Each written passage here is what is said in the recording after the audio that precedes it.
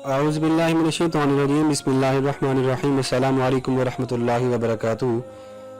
जी तो दोस्तों, हम बात कर रहे थे तारिक बिन ज़ियाद के बारे में कि उन्होंने अपनी कौम के लिए कौन सा खिताब किया और अपनी कौम के लोगों को किस तरह लड़ाई के लिए तैयार किया। हम आगे बढ़ते हैं। कश्तियाँ जलाने का फैसला तारिक बिन ज़ियाद की शुजाअत की अक्कासी के साथ साथ उनकी ज़हानत का भी सबूत था, क्योंकि वो जानते थे कि उनकी लश्कर की तादाद बहुत कम है, कहीं वो ईसाई फौज की तादाद देखकर घबरा न जाएं। इसलिए उन्होंने वापसी के लिए कोई रास्ता न छोड़ा ताकि शहादत का जज्बा लेकर वापस आने वाले अपने नेक मकसद में कामयाब हो सकें। फिर तारिक बिन ज़ियाद को वो ख्वाब भी याद है जिसमें रसूल अकरम सल्लल्लाहु अलैहि वसल्लम ने उन्हें यकीन दिलाया था कि स्पेन की फतह ज़रूर होगी, इसलिए उनके दिल में किसी किस्म का कोई भी खौफ नहीं था। वो पूरी उम्मीद थे। फिर इस्लामी लश्कर का हर सिपाही ये भी जान चुका था कि हमने स्पेन को हर हाल में फतह करना है। अब हमारा एक ही मकसद है, या फतह या शहादत।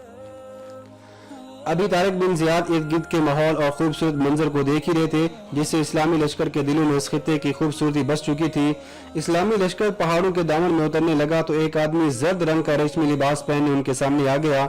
उसका चेहरा बेचैनी परेशानी की वजह से मुरझाया हुआ था। उसको देखकर इस्लामी लश्कर के सलार आजम तारिक बिन ज़ियाद चलते चलते रुक गए। उन्होंने अपने करीबी साथी और मुशीर मुगीस रूमी, जो ईसाई से मुसलमान हो चुके थे, से कहा, यह आदमी ईसाई लगता है। मुगीस रूमी ने आने वाले आदमी को गौर से देखा और हाँ का इशारा कर दिया। तारिक बिन ज़ियाद ने उससे कहा कि वो आदमी के पास जाए और उसके आने का मकसद पूछे। मुगीस रूमी ने आने वाले शख्स की जानिब बढ़े और उससे थोड़ी देर बातचीत करके उसको अपने साथ लेकर अपने सलार आज़म के पास चले आए। तारिक ने सवाली नजरों से उस आदमी की तरफ देखा तो उसने हाथ जोड़कर कहा, मैं एक दरख्वास्त लाया हूँ, अगर आप मेरी मदद करें तो आपका मुझ समेत पूरी इंसानियत पर एहसान होगा। तारिक बिन ज़ियाद ने मुस्कुराते हुए उससे कहा, अपनी सारी बात खुलकर बताओ, क्योंकि मजलूम की मदद के ही लिए हम यहाँ आए हैं। आने वाले आदमी ने अपना नाम अमामन बताया और निहायत गमनाक आवाज में कहा, मैं ईसाई हूँ। हमारे जालिम बादशाह रॉड्रिक के साथियों ने मेरी सारी दौलत छीन ली है। उन्होंने मेरी दौलत लौटने के बाद मेरी अकलौती बेटी को भी अगवा कर लिया है।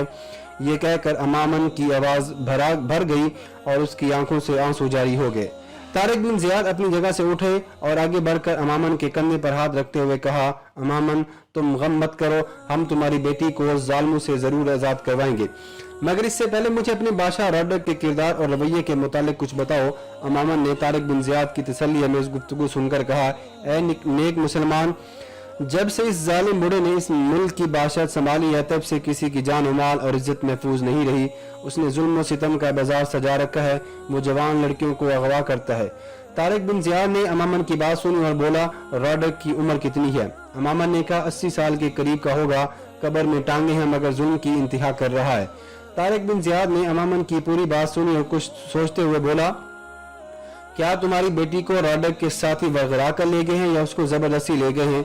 अमामन ने हाथ जोड़कर रोते हुए कहा, ऐ नेक दिल सिपाही, मेरी बेटी मासूम थी, मुझे पुकारती रही, मगर वो गुंडे उसको जबरदस्ती अपने साथ ले गए हैं। मैंने अपनी बेटी को उनके चुंगल से छुड़वाने की कोशिश की तो उन्होंने मुझे इस जोर से धक्का दिया कि मैं दीवार से जा टकराया और गिरकर बेहोश हो गया। इन जालिमों ने मेरे घर में सारा माल जो था वो लूट लिया और मेरी बेटी को अपने साथ ले गए। मुझे अपनी बेटी की फिक्र खाई जा रही है। मैं इस गम में ज़हनी तवाज़ुन खो रहा हूँ। आपको अपने प्यारों का वास्ता मेरी जरूर मदद करे। ये कहकर अमामन जोर से रोने लगा। तारिक बिन ज़ियाद ने आगे बढ़कर उसे गले लगा लिया और तसल्ली देते हुए कहा, इंशाअल्लाह बहुत जल्द तुम्हारी बेटी तुम्हें मिल जाएगी।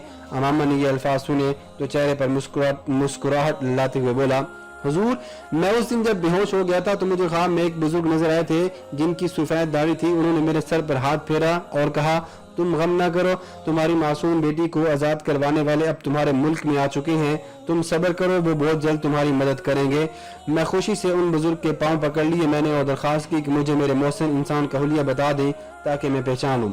उन्होंने कहा, उन नेक इंसानों के सर पर पगड़ियां और चेहरे पर दाढ़ी होगी, उन्होंने लंबा लिबास पहना होगा, उन्हें मुसलमान कहते हैं।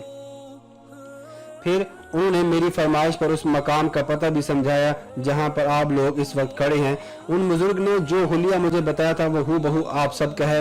ये कहकर अमामन ने हाथ जोड़कर तारिक बिन ज़ियाद के कदमों में गिर गया और कहा, ए मुसलमान सिपाही, मेरी मदद करने, वरना जालिम मेरी आंखों की ठंडक मेरी बेटी को पता नहीं कहां ले जाएंगे। तारिक बिन ज़ियाद ने अमामन को बाजू से पकड़कर अपने कदमों से उठाया और पूछा, तुम्हारी बेटी का नाम क्या है? अमामन ने कहा बिल्किस। तारिक बिन ज़ैद ने मुस्कुराते हुए कहा, यह तो हज़रत सुलेमान अलैहिस्सलाम की बीवी का नाम था, तुम लोग तो ऐसे नाम नहीं रखते, फिर तुमने किस तरह ये नाम अपनी बेटी के लिए चुना है? अमामन ने तारिक बिन ज़ियाद का शीरी लहजा देख कर कहा, यह बात तो सबको मालूम है कि बिल्किस एक खूबसूरत खातून थी, मेरी बेटी भी बहुत खूबसूरत है, इसलिए मैंने अपनी बेटी का नाम बिल्किस रखा। तारिक बिन ज़ियाद ने नरम से लहजे में कहा, क्या तुमको इल्म है कि बिल्किस को कहाँ ले जाया गया होगा? अमामन ने कहा, मुझे एक ईसाई सवार मिला था जो इत्तेफाक से उन सिपाहियों में से एक था जो मेरी बेटी को अगवा करके ले गए थे। उसने मेरे पूछने पर बताया कि मेरी बेटी को जालिम बादशाह रॉडक की फौज के सिपा सलार जिसका नाम तदमीर था उसके सुपुर्द कर दिया गया है। तारिक बिन ज़ियाद ने तलवार पर गिरफ्त मजबूत करते हुए कहा, तदमीर इस वक्त कहाँ होगा? अमामन ने मुसलमान सिपा सलार का अज़म और जज्बा देखा तो कहा, वो यहाँ से 5 मील के फासले पर अपने सिपाहियों के साथ रुका हुआ होगा। तारिक बिन ज़ियाद ने अपने सिपाहियों की तरफ देखा और कहा, मेरे ख्याल में आज हम यहाँ रुक जाते हैं और सुबह सवेरे नमाज पढ़कर तदमीर के लश्कर पर हमला करके उस मजलूम को इंसाफ दिलाते हैं और उसकी अगवाशुदा बेटी को रिहा करवा कर उसके हवाले कर देंगे। अपने सिपा सलार की बात सुनकर तमाम फौजी अफसरों ने भी उस तजवीज़ को मान लिया। फिर इस्लामी लश्कर ने साहिल पर रात गुजारी। मुसलमान लश्कर अपने साथ खैमे नहीं लाया था, इसलिए खुले आसमान तले सोने से पहले ईसाइयों ने खाना तैयार किया जो पूरी फौज को इकट्ठे पेश किया गया। अमामन ने भी इन सिपाहियों में बैठकर खाना खाते हुए हैरान था कि ये कैसी कौम है जिसके बादशाह और गुलाम में कोई फर्क नहीं है, बल्कि सब लोग एक दस्तरखान पर मिलकर बैठकर खाना खा रहे थे।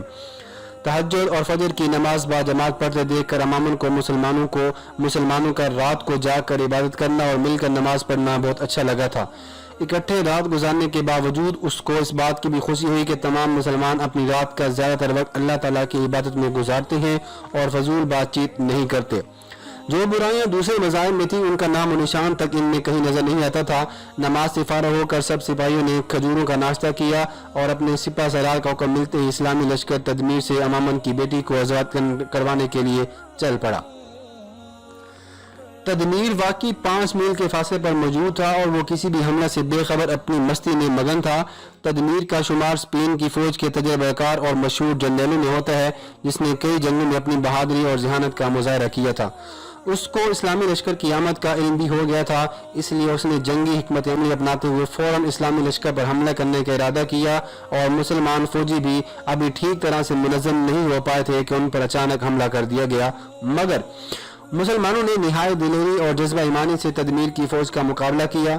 स्पेनी फौज के मुकाबले में इस्लामी लश्कर की तादाद अगरचे बहुत कम थी। स्पेनी फौज की भारी तादाद घुड़सवारों की थी, जबकि मुसलमानों के पास कोई भी घोड़ा नहीं था, वो सब पैदल थे। तदमीर का हर सिपाही लोहे का जंगी लिबास पहने हुए था और वो सब जंगी हथियारों से लैस थे। इधर इस्लामी लश्कर के पास जंगी लिबास तो क्या पूरे हथियार भी नहीं थे, मगर उनके दिल में जज्बा जिहाद भरा हुआ था।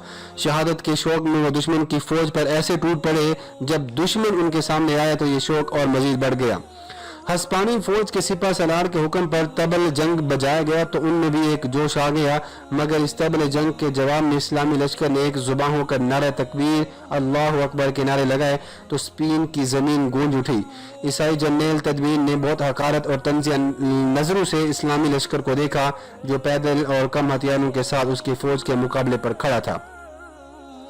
तदबीर ने सोचा कि इस लश्कर को ख़त्म करना तो बहुत आसान है, क्योंकि मेरी फौज इस छोटी सी फौज को अपने घोड़ों तले रोंद कर रख देगी, इनकी लाशों से मैदान भर जाएगा। मगर तदबीर की तमाम तदबीरें बहुत जल्द गलत साबित हो गई। जब मुसलमान तीर अंदाज और नेज़ाबाज सिपाहियों ने हस्पानी फौज के घोड़ों और सिपाहियों को निशाना बनाया, वो फुर्ती से उन घोड़ सवारों को जमीन पर गिराते और उनके जख्मियों को उनके अपने जख्मी घोड़े रोंदते चले गए। इस्लामी लश्कर निहायत बहादुरी से लड़ रहा था। दुश्मन के कदम बुरी तरह उखड़ गए थे।